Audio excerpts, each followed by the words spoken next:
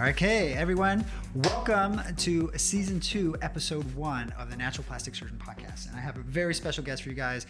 It is Lauryn Bossick, the Skinny Confidential herself, here in the office to share with her how her journey's been since we've done her surgery over 2.5 years ago? Yeah, it's so crazy. And my tits are still so perky 2.5 years later after a baby and breastfeeding. That is incredible. Thanks to you. Well, yes. So wait, I want to know more. So a lot's gone on, right? So there's a pandemic, you had a baby, you had like all kinds of cool products coming out, and like you're just like you have some of these people on your show that are just like the same people that I'm like listening to. It's just like we're like in tune on some of the latest coolest stuff, and especially with health and wellness and recovery. But let's start from scratch. Let's start from the beginning. Let's start from the breast surgery, right? So we did a breast revision back in 2018 for you. You've been very happy about that, and I want to know. I get a lot of patients that ask about breast surgery after or pregnancy after having breast implants or breast surgery in general. Anything that you can share with the listeners about that experience and what you went through? Yeah, so I got my boobs done, or a breast augmentation, when I was 18 years old. I wanted it since I was 14. I saved up every penny from working at a restaurant, and the second I graduated high school, I went and got my boobs done. It was something I always wanted to do. And then as life went on, it was time to get them redone. You and I connected. I completely fell in love with you as a doctor and a person. And I came in here and... Well, I think, let's back up. They were like 14 years old, right? They were 10 years old. 10 years old. Yeah. Okay, so it was time. It was time. And they were, I think they were sailing, so they were kind of like the original iPhone. It was original. Yeah. No, it was like Nokia Snake. You know, it was time to get them redone. Got it. Loved like my nipple size and all of that, but they just like sort of deflated. You could tell it was time. Yeah. So we decided, I believe, to do. I had 250s, and we did, I think, 350 or 400. I think you're around, like, they were 270 filled to 300 cc's. Okay. And then, oh my God, you know it. Okay. And then we switched you over to silicone, and we had some pocket issues. There was one was doing one thing and the other was doing another thing. And so we had to kind of stabilize that. We did a pocket repair. We updated the profile of your implant, got you the gummy bear implants, and they turned out great. It turned out so great. And here's the thing that I always say about Dr. Barrett. A lot of doctors, I notice, when they do surgery, when they're done with surgery, they're done. They don't care how you feel afterwards. And what I noticed about you is, and correct me if I'm wrong, I believe you injected me with a lidocaine when I was asleep. Yep. So the recovery was so easy. It Amazing. was so easy.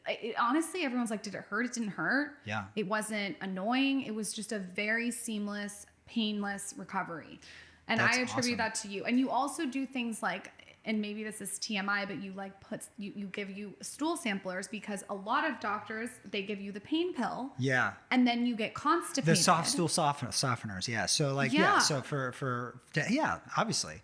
And nausea. Yeah. So and the nausea, like there's all these little things that come from the pain pills that you don't get treated for. So meanwhile, you're constipated and you have all that anesthesia in you. Right. And it can't be good for you. And it does. I remember my first boob job, I actually got depressed because when you're not getting the toxins out, it's bad for you. So there's all these little things that you did that were very unique. That really is amazing.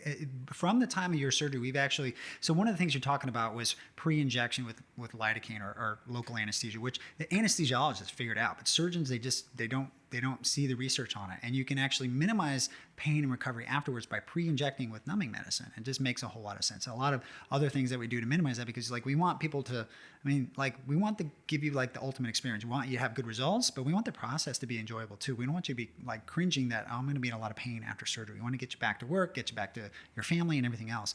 But since that operation, we've actually kind of gone light years ahead in terms of some of our recovery supplements. And like we're doing stuff like digestive enzymes. We have CBD now we carry in the office. I'm actually trying to develop my own CBD that's actually specifically targeted for healing. You're busy. Yeah. So it's just like, but no, it's just like, I want to have like the ultimate experience, because what are things that keep people from having surgery? You know, it's just they're scared of the after effects. The after effects. Yeah. And one of the things also is actually probiotics. A lot of people get depressed after antibiotic usage. So there's a study that said the incidence of depression goes up after a course of antibiotics, and it doesn't happen until about 6 months. That makes sense. Isn't that crazy? That makes sense. The anesthesia is still in your system. So to Yeah. up your probiotics when you're going through that makes total sense. Yeah. So that's actually something, that's the latest thing that we're researching with the company, I think Molecular Biologics, to see if we can start carrying their product, which I think is a super strong. There's a lot of good ones out there, but overall they're really good. We want to have something that's focused for people that just had an antibiotic course, because unfortunately we do have to use some antibiotics for surgery, and they go through a stressful response. So we're trying to kind of come up with that perfect cocktail of recovery supplementation that really helps our patients kind of get back to their normal life. That's genius. Yeah. Sign me up. Thanks. For my mommy makeover that I want after Yes. I'm done having kids. All right. So the breast. All right. So did you?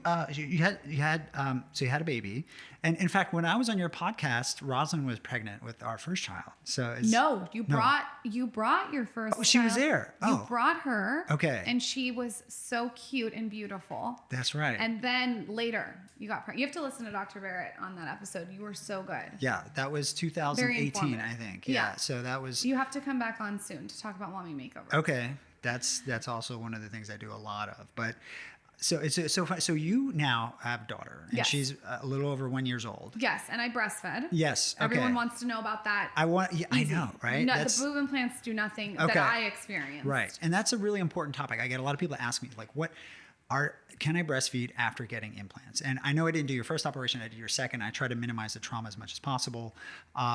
But yes, you can.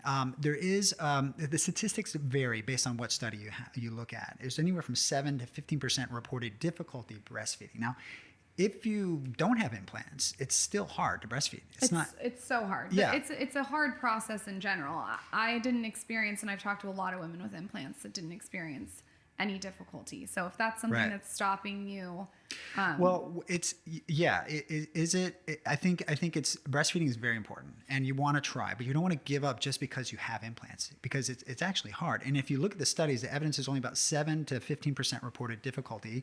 The way I try to do my operations, I actually try to avoid the glandular tissue. Right? If you think about the glandular tissue, you have all the breast tissue, the breast mound going up to the nipple. That is your breast milk network, right? And you don't want to mess with that. And so like I sometimes do a perirelar incision, but I'm not going behind the nipple. I'm not messing with it, diving down and underneath and around that. So I like to think that my operations are a little more less intrusive on the breastfeeding capabilities of patients. you're also very you're not intrusive either on the scarring. Like I don't even see a scar. It doesn't even look like I have implants, which is amazing. like they're perky and great. Right. Sorry to all the guys in here. I'll show you later. I'm just kidding. Okay.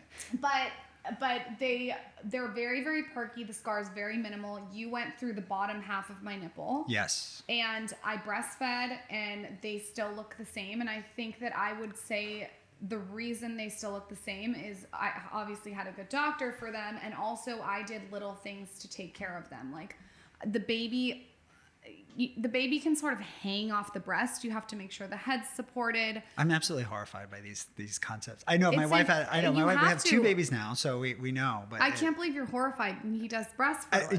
I just a baby hanging off the breast. It just Well, like, the I think the baby things. can hang and it can pull the breast down. I think us men, we just have no clue about this. I know I about wish I could surgery. attach the baby to my husband's balls. I mean, he needs to see what it feels like. Yes, I imagine that's probably something that could be beneficial for understanding.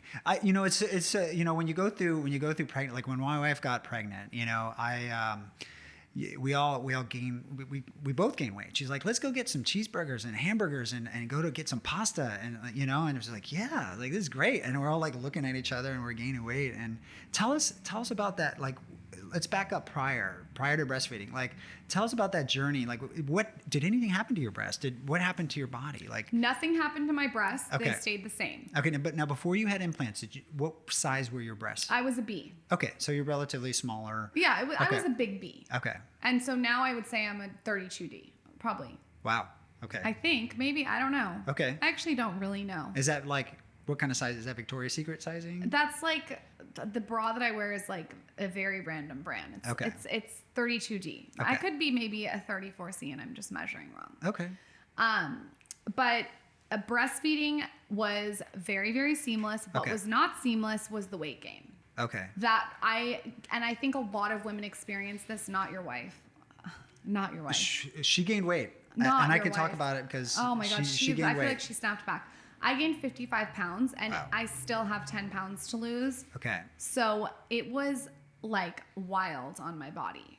I mean, from my feet to everything, but I did not get stretch marks.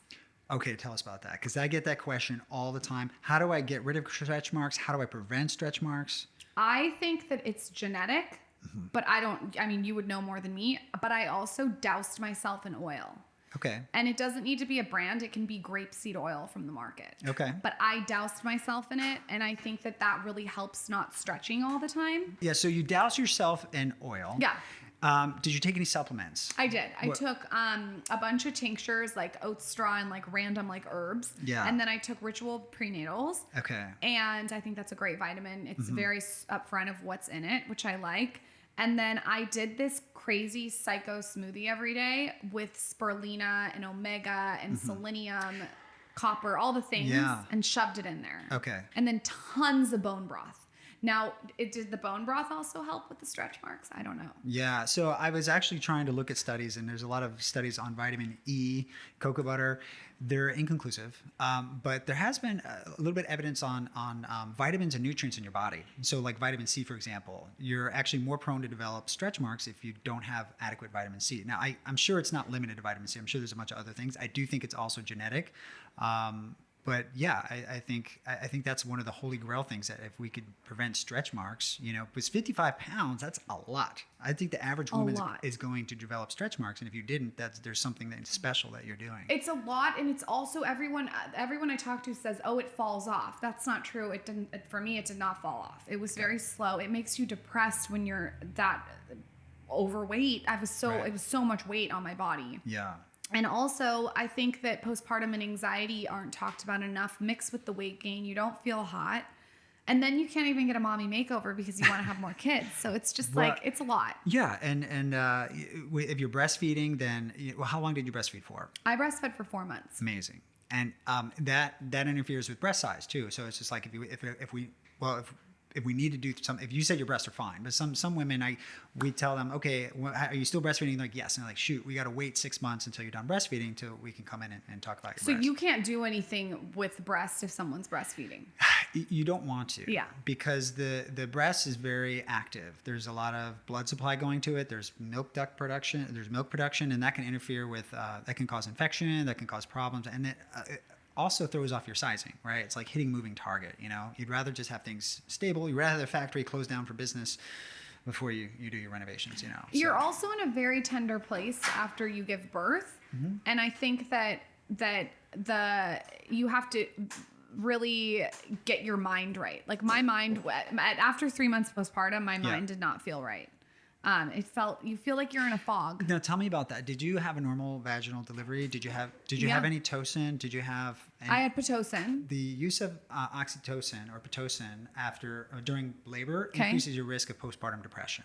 A lot of people don't know that. So I'm not a specialist. So you would say not to get it if you can. I'm gonna tap out of that conversation. I'll ask you fair. Yeah, I'll tap out of that conversation. Okay. There's a lot of reasons to give that medication when doctors deem it necessary. It's not my field, but there is a study that links Tocin administration with postpartum depression. You have to be aware of that.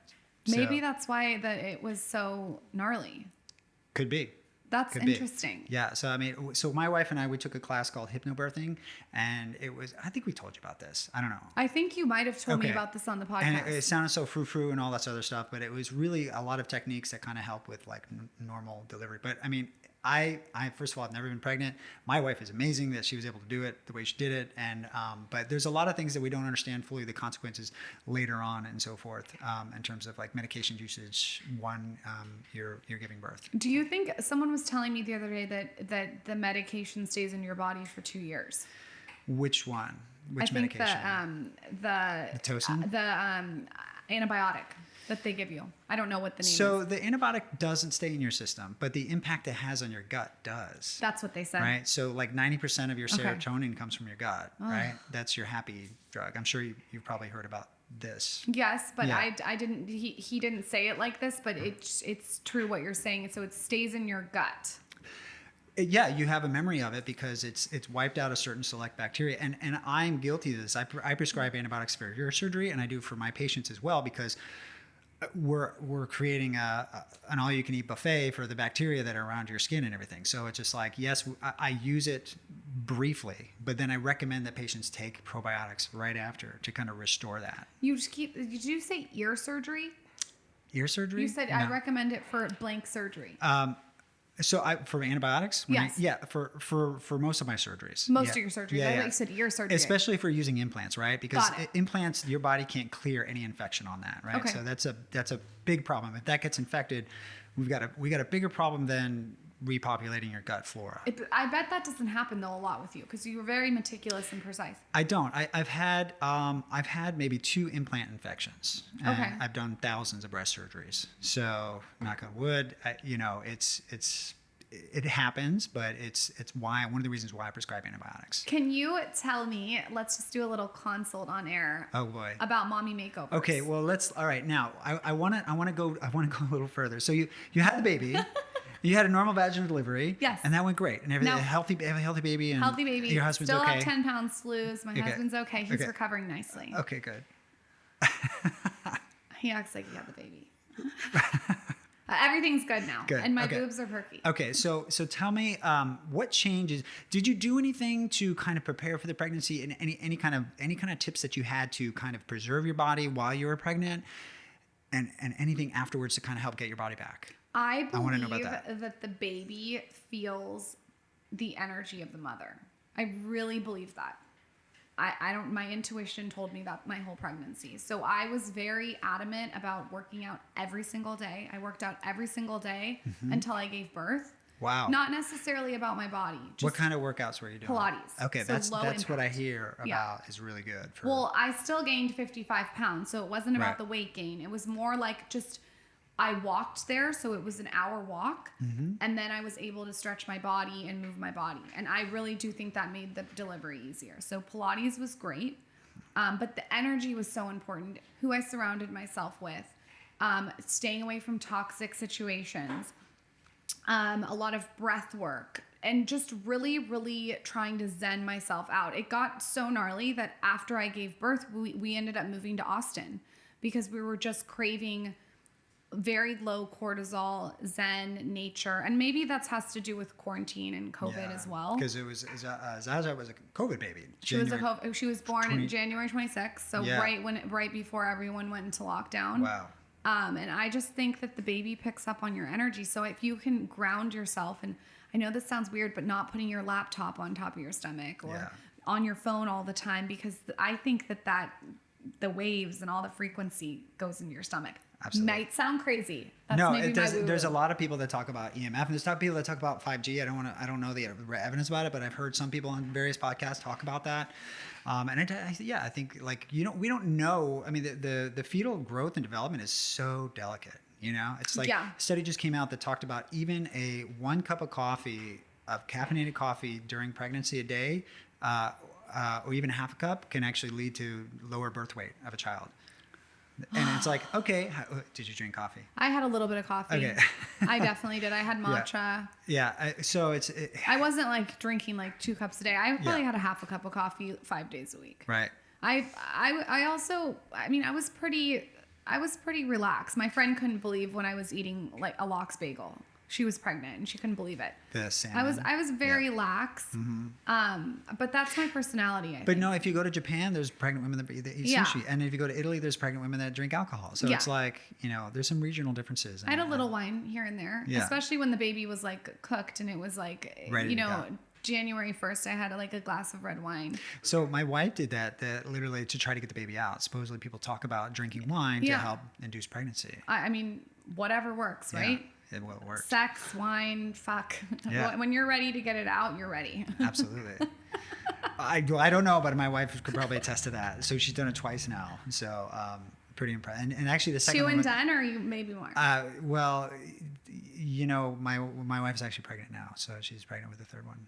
Yeah. Congratulations. I know. You're one of the few people to know. Yeah. And people in this room. So, yeah. Oh my gosh. I gotta catch up. Yeah. So, no, you can't catch up to that. You just heard it. Yeah, I know. So, That's the hot tip of the day. Yeah. So, oops, we're live. I forgot. We'll see who gets that. Anyway, so, so we're really excited. So we'll see. Well, fingers crossed. It's early, right? So we're gonna keep our fingers crossed. Congratulations. Thank you. Very, very exciting. But we did a home birth for the second one, and that was quite an experience. Was it hospital the first birth? Hospital first one. Glad we did it. Okay. But my wife she did Pilates too, and, Okay. she pushed the baby out super fast. And she also did Pilates in recovery as well, which I want to talk to you about. How do you get your body back? Like how do we take care of our bodies with and without plastic surgery after having a baby, you know?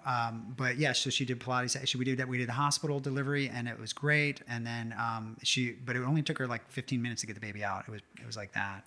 Wow. And I think it was because she was very hardcore about the Pilates. And then it went so well. We had really good checkups and everything for the second one that were like, you could do a home birth. And we're like, okay, let's do it. And how was it? It was great. It was good. It was super luxurious. Imagine just being in the comfort of your own home, having the baby, and then you don't have to deal with like nurse coming by, checking your vitals. And I get it. That's important but you know, if it's to be able to sleep in your own bed. You're also a doctor too. I am, but I'm not that kind of doctor. But I was. Yeah, but you know how to check probably the vitals and all that, right? Yeah, of course. And I was very careful and careful with her. But we also had a really good team. We had 2 midwives there and a doula to make sure that, and some family to help out.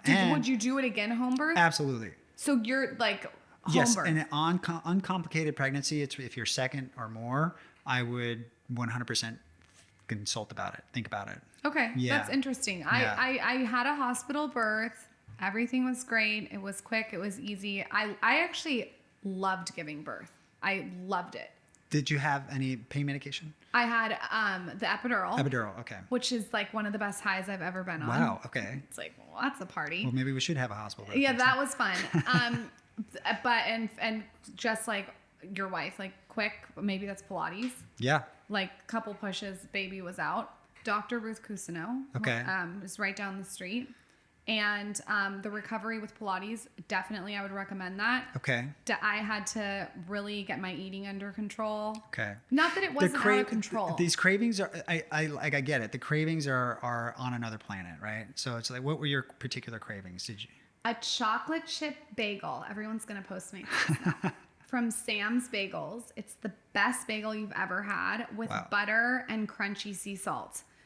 Horrible. Oh my gosh. Because it's so addicting, and there's only this one bagel, and it would sell out right away in the morning. So I had to Postmate it. And that was just the craving that I had. And then tons of chips and salsa, guacamole, and all the things. But then what I did is I tried to eat, like, crowd it out with healthy things. So much bone broth, green juices, green smoothies, salads. Like, I crowded it out, but I definitely had the chocolate chip bagel.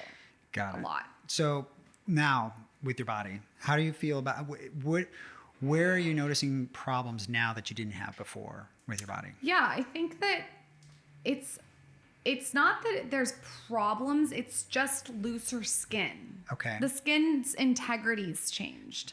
Interesting. It's like, it's not as tight to the body. Okay. So if I ever did a mommy makeover, I definitely think that would be interesting to explore the tightening of the skin.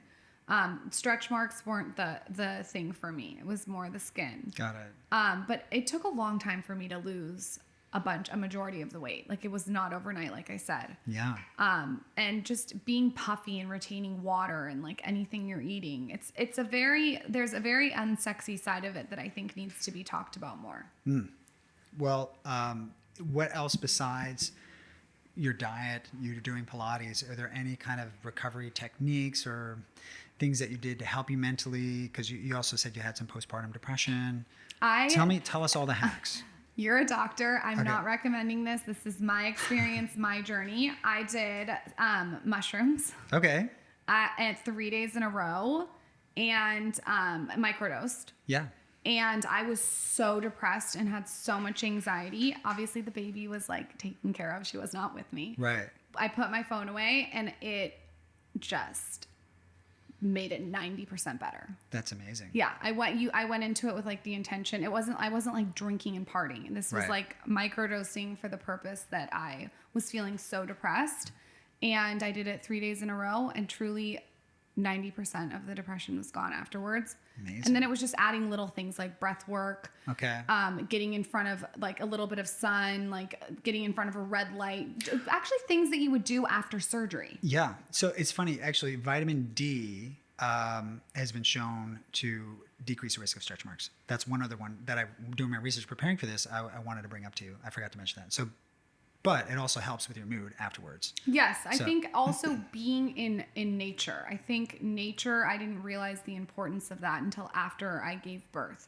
Nature, to get outside while you're doing conference calls and just be outside in the air, looking at the trees, looking at the sky. It sounds so boring, but it works. And grounding your feet in the sand and putting your feet on the earth. I mean, if you think about it, when's the last time you went outside and put your feet on earth? Not cement, not your hardwood floor. I think doing things like that is really powerful.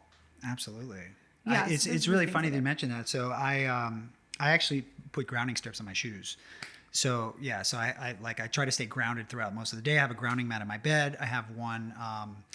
I go swimming in the ocean once a week, which is your perfect ground, right? Wow, I thought you were gonna say, oh no, like as a doctor, because I just thought maybe like you'd say the science isn't. Well, as a doctor, I mean, like I'm a classically trained doctor, and if you look at the evidence for it, it's actually there, right? So your body develops positive charge throughout the day. Evolutionarily, we evolved over millions of years to be in contact with the ground, and all of a sudden we have rubber-soled shoes, and now we can't. Now we have increasing risk of arthritis and a bunch of other stuff, which could be attributed to developing this positive charge.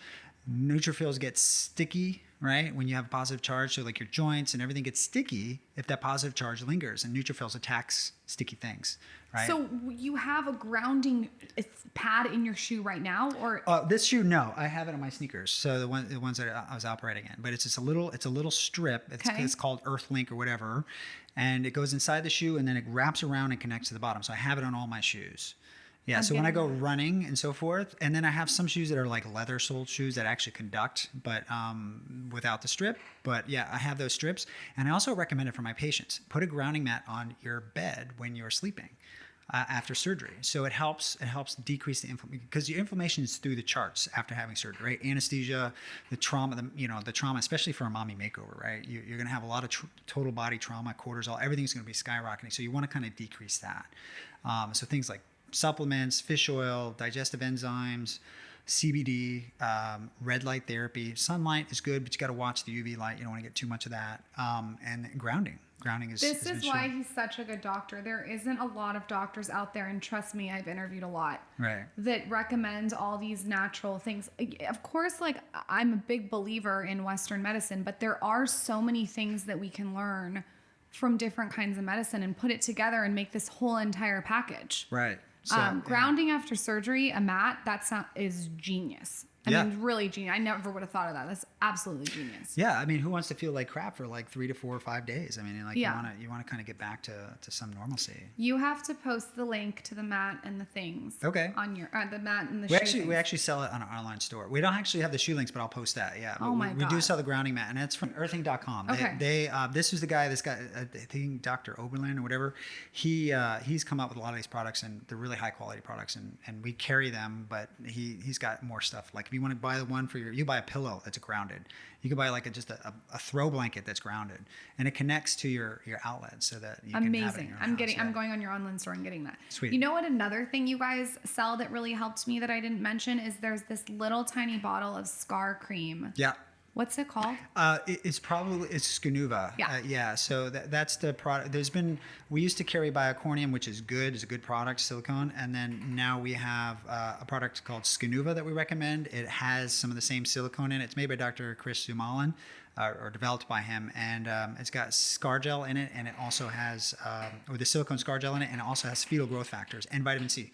So the fetal growth factors are kind of cool because that recreates the fetal wound environment, right? So if like you were to scar a baby in utero, like cut a baby, it heals without a scar. So we're trying to recreate that with this scar gel so that you can apply it and your body heals like no scar. Unfortunately, we're not quite there yet, but it does a lot better than average scar gel that's on the market, like Moderna and so forth. That scar gel worked really, really well for my nipples.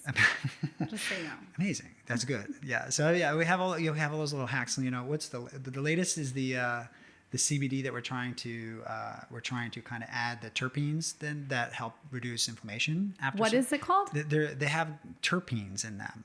So CBD, there's all kinds of CBD. There's you have CBD, you have a cannabinoid system in your body that one controls anxiety and one controls pain. So there's CBR1 receptors and there's CBR2. CBR1 is for anxiety, CBR2 is for pain. So what people know is that CBD helps with anxiety and pain, but then there's other different cannabinoids that we don't fully understand, and they actually augment the ability of CBD to work. So we have these in our body naturally, and plants even have them. And then when you take them after surgery, or before surgery, they help with your anxiety and they help with your pain. So we're trying to kind of dial it in for ones that really kind of help lower that inflammation after surgery. It's genius. So that your scars don't heal so quite angry, right? Inflammation is the worst. Yeah. I mean, it affects so many different things. It's the worst, and you do have to get a handle on it and be preventative about it. And I think that CBD, that high quality CBD that you're talking about, like anything you can do that's holistic like that. Well, you should. I mean, I wrote you a whole chapter. Did you publish a book yet? Yes, the book's coming out in July. It's called "Get the Fuck Out of the Sun." Get the fuck. And what I mean by that is vitamin D is vitamin D is great if in small amounts, like you just said, incidental sun exposure. When you're running into 7-Eleven, you're getting like the sun. Yeah. I am not a big believer in laying and baking out in the sun. Right. And I had a horrible experience with hyperpigmentation. I think it creates fine lines. This is my experience talking to so many doctors, experts, influencers, celebrities. And so I just gathered everyone, 100 of the top of the top of the top, and got all their tips, tricks, and secrets, and sort of squeezed it like a lemon and got all the juice, put it in the book, and then it's all my tips and tricks too. And you have a very big feature. Yes. Just to call you out, it's so interesting when you interview so many different people because you get all different kinds of work. So some people will write one sentence. Some people will write that their skincare routine is attributed to drinking water. And they're a celebrity, and like, come on, it's not water. Right. But yours was so thorough and so informative, and you can tell that you just took time and really put effort into it. And I appreciated that so much. And I told this to my husband. I said, when you do something, give it your everything or don't do it at all. Yeah. Just don't. Just say no. And so I thought that was so amazing how you just really shared it. Well, you have such a reach for people. It's like we have a chance to kind of help a lot of people, right? And so it's like there's a lot of stuff that's out there that's free, right? The people aren't making money on the product. I mean, I'm all about making a great product if it's beneficial, but if there's stuff that's out there free, people should know about that too, like meditation and grounding. Those are all great. Yeah. One cool supplement I mentioned in that, I think I mentioned it. It's called astaxanthin. So you talk about like protection from the sun. Have you heard of astaxanthin? I believe you wrote about it in the book. Okay, it's the supplement that. It's the molecule that makes salmon turn pink. Okay. And it naturally protects you from the sun. So if you're in an area that has a lot of sun, you should, wear your sunscreen, whatnot, but you should also probably look into taking astaxanthin to kind of help protect your body from those free radical damages, right? Because the way that UV light damages your cells is it goes in and it creates a bunch of free radicals. And once those free radicals generate, then they break your DNA in bad ways. Okay, I think it's there's D-dimer breakages that happen specifically from UV light. So when you have free radical scavengers like astaxanthin nearby or lower inflammation in your body overall, you're less likely to produce age-related changes and skin cancer from sun exposure. The product that Dr. Barrett and I are going to release in 3 years is that, and it's going to be a matte pink bottle with a little white salmon on it. That's great. Love it. All right. You have to bottle that product though. I've never seen that out there. It's out there. But you got to like repackage it and give us the best of the best of the best. Fair enough. Add us to his to-do list. I don't know if he has time. Well, all right. So I want to talk a little bit more. How about you talk about breath work? Was there specific breath work that really worked for you? Was it like Wim Hof breathing or 4-7-8 breathing or box breathing? What was some breath work that you did? I optimize my life. Every single thing in my life is optimized, and I feel like you're the same way. So how can you make the most of the minute? Like, so for me, I'm going to take a 15-minute shower every single day. That's a given. We all take about a 10-minute shower. Yeah. So I said, how can I optimize that shower and get the most out of it? And so what I realized is, and I sort of like hacked it, is that If I do 10 minutes of Wim Hof breath, anyone can do it. It's free. You go on his Instagram, you click the bio, it's 10 minutes. It changes your entire day. I do it in front of my red light. So I'm getting the red light and I'm getting the breath work. Yeah. 10 minutes. And then I hop in a freezing cold shower for 3 minutes. Nice. So people tell me, I don't have time for that. Well, you do, because you have 15 minutes for a shower. Yeah. So you have your 10 minutes of breath work, your 3-minute freezing cold shower, and you're out and you're dried and you're dressed in 2 minutes. How cold does your shower get? Because freezing. Okay, because my shower now is getting up, and I bought this shower head you can get on Amazon, and it has it has this little reading in the It tells you the temperature of your water. Because I take cold showers too, right? So yeah, and now unfortunately it's getting warmer now. So my temperature of my water is getting up like 68. It used to be down into like the 50s, and maybe yours is. I don't know. I don't know what I need that measure. Yeah, so it's just a little shower head. You put it on. It's a great shower head. It's on Amazon. Maybe we can link it into the notes or something like that. And it runs off of. You don't have to change the battery or anything. It runs off the water pressure. So it's the perfect little gadget for your shower head. Unless you want like a really fancy shower head, but this thing looks and feels great. But anyway, it tells you the temperature, and it tells you how much water you're using too, in case you're water conscious. But anyway, so my water temperature now is high 60s. So I just ordered an ice bath online. I knew actually, you were just ordered it today. Actually, which brand? So there's a couple different ones out there. This one I found on Instagram. Okay. I'm not plugging it because I haven't used it. Okay. But I've talked to their owner, and he was very responsive, and he had a great. We had a great talk about it. It's Morosco Forge. I don't know if you've heard of them. I have to look at it. They're out of Phoenix, and I'm not endorsing them yet. We're gonna go check it out, and if it's good, I'll post it up on my Instagram or my TikTok. But don't you think that cold and we talked about this earlier, cold is so beneficial for inflammation? Like even if you do surgery, I know it has to be a certain amount of time, I'm sure, but the cold. Yeah. So yeah, the cold, it's why it works though is pretty amazing. Like I always like to know, all right, people talk about cold showers. Oh, I feel great. I got so much energy, or I don't feel as depressed, but like why? And it's interesting. Like I read Wim Hof's book, and I came in here and I'm like, I'm just going to start. I told everybody, got to start taking cold showers. I even tell my patients sometimes where they have like psoriasis and other stuff, start taking cold showers and the Wim Hof breathing, which helps regulate your immune system. But the way it works is if you were to, and he talks about this in his book, right? So did you read his book? I didn't read his book. I interviewed him. I should read his book. Well, yeah, I mean he's got a lot of stuff out there. So and he's an amazing individual. If you take all the blood vessels in your body and you line them up end to end, they extend around the earth 2 to 3 times. And each one of your blood vessels, majority of them, have smooth muscle around it, right? So when you take a cold shower, you're flexing your musculature and your vasculature, right? Because it's like, oh, it's cold, I gotta shrink up, right?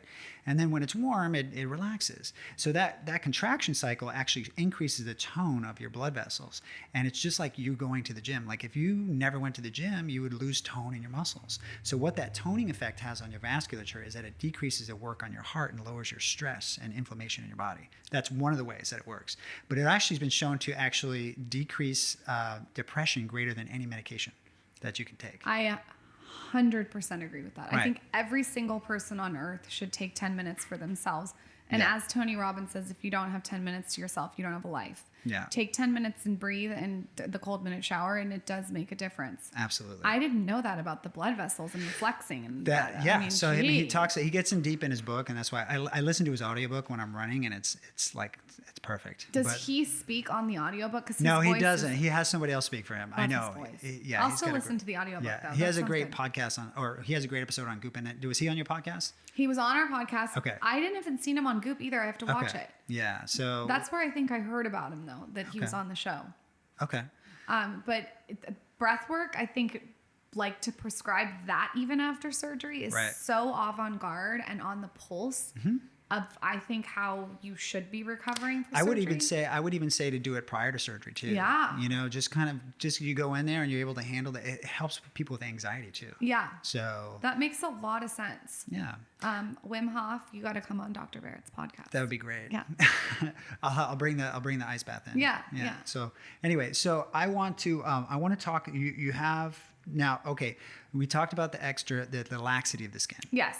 Now, part of a tummy tuck, I don't know if you know this, helps deal with the extra skin, but it also helps deal with your muscles. Okay. There's a phenomenon known as rectus diastasis. It happens 60% of women who get pregnant. Okay. And especially if you have twins or triplets, it gets even worse. And that's the division of your six-pack muscles. They Okay. kind of widen. Have you ever heard about that? I have heard about this. Okay. I've seen it on a friend. Yeah. So rectus diastasis.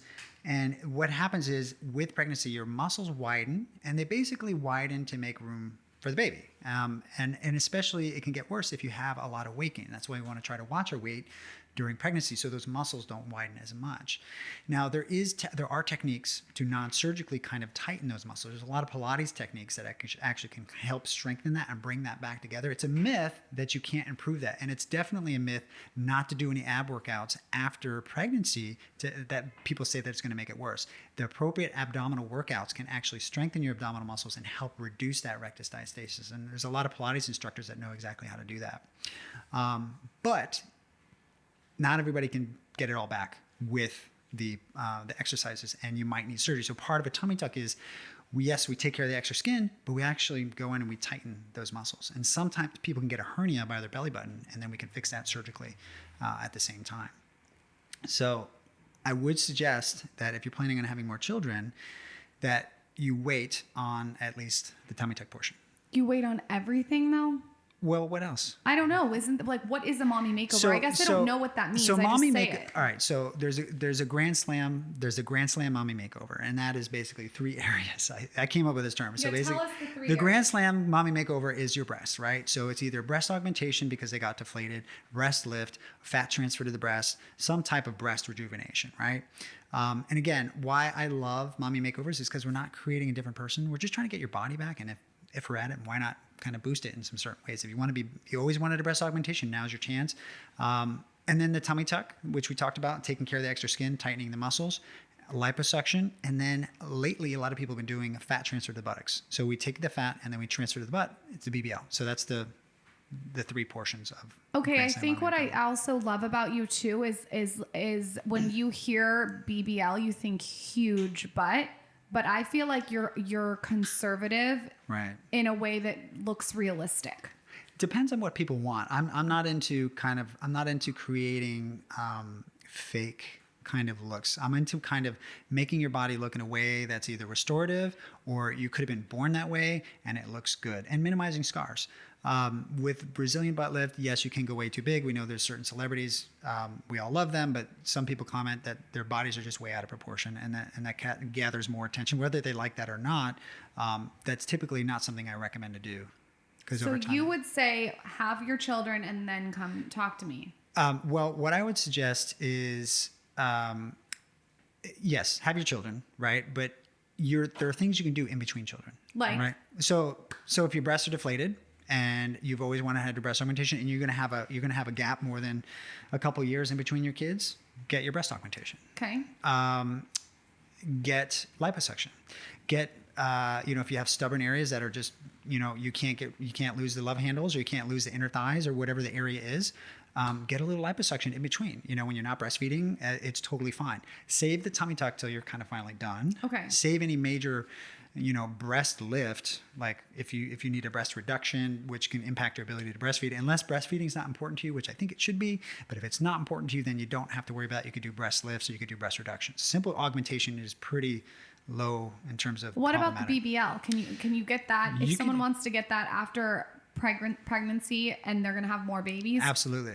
Would you wait or no? No, absolutely. You could totally do that in between. If you want to feel good about your body, and some people, they just need something, take a little bit off from where you don't want it and put it where you do want it. Oh my God. I know. Or just take it off and throw it away. Just get rid of it completely. But I tell you, fat is so valuable. You want to use it for something, whether it's facial rejuvenation, or you can even put it in your breast. If they're deflated, just take a little fat, put it in your breast. In between, it's totally fine. There's other things you can do too. Now, I know you can probably talk about this as well. Some of the radiofrequency skin tightening that you did after your first operation. Yes. What is that called? I loved that. That was Venus Legacy. Legacy. Yeah, there's a couple other different modalities out there. There's that Samaj. helped. Yeah. Good. That helped a lot. Right. And so that actually is it's kind of a soothing treatment. It's 8 to 10 treatments, whatever, on the particular area. And it uses radio frequency skin tightening to heat the collagen to tighten it. And it also uses pulse magnetic energy, which we know actually helps improve the areas as well. If you had to recommend a non-invasive procedure, is that the one that you would recommend? It just depends on what you're looking for. So if you're looking for skin tightening and a little bit of fat reduction, I think it's a reasonable choice to make if you're not looking for any major surgery. Okay. Yeah. Well, this is all good information. I feel like I had a consultation on live. Absolutely. I think that for me, I think the best thing is for me to have my babies and then come see you the second when I'm in the hospital. Yeah. Remember I asked you if I got a C-section, could you come to the hospital and stitch me up? So your obstetrician, I'm just going to high five him and I'm going to step in and we'll take care of it for you. Can you do that? Yeah, sure. No, some people do that. It's kind of crazy. They'll do a C-section and then do a tummy tuck right after. At the same time. Yeah, I don't recommend to do that. That's what you told me. You said no. Yeah. I didn't get a C-section, but if I did, I probably would have been texting Dr. Barrett. Right. Get your tummy tuck right after. But how many children do you want to have? I don't know. I definitely want more. Okay. I know that. Yeah. So I'm not sure. Yeah. We'll Zaza needs a play friend. I tell you, we have 2 kids and now they play with each other and it's like it makes our life. Is it easier or harder to have? Way easier. Okay. The second one's way easier. So. Okay. That's good to know. Good.